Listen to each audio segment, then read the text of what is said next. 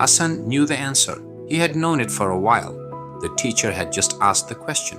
Hands went up across the room. Voices eager, confident, certain. Hassan stayed still. His mind was clear. The answer was there, ready. But his hand did not move. Not because he did not know, because something else held it back. What if they laugh? What if the teacher corrects me in front of everyone? The moment passed. Another student answered. The class moved on. Hassan stayed quiet. At first, it happened once, then again. Each time, the hand stayed down. Not because the answer was missing, because the courage was. In group activities, he listened. In discussions, he nodded. In quizzes, he avoided eye contact. Invisible, but present. At home, his parents asked, How was school? Good?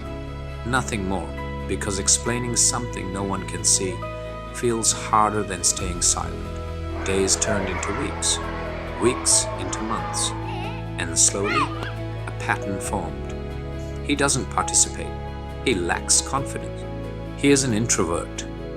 A label placed quietly, but no one asked a different question. What is he afraid of? Because sometimes silence is not personality, it is protection. Protection from embarrassment, protection from judgment, protection from being seen and being wrong.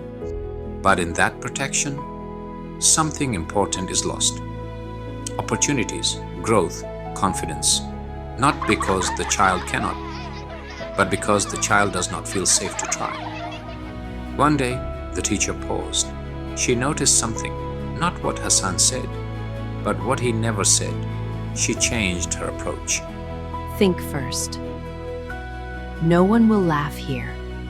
The room felt different. For the first time, Hassan looked up. Slowly, his hand began to rise. Not fully, not confidently, but enough.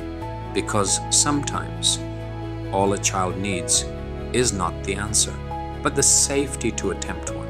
Children are not always silent because they have nothing to say. Sometimes, they are silent because they are afraid of what will happen if they do.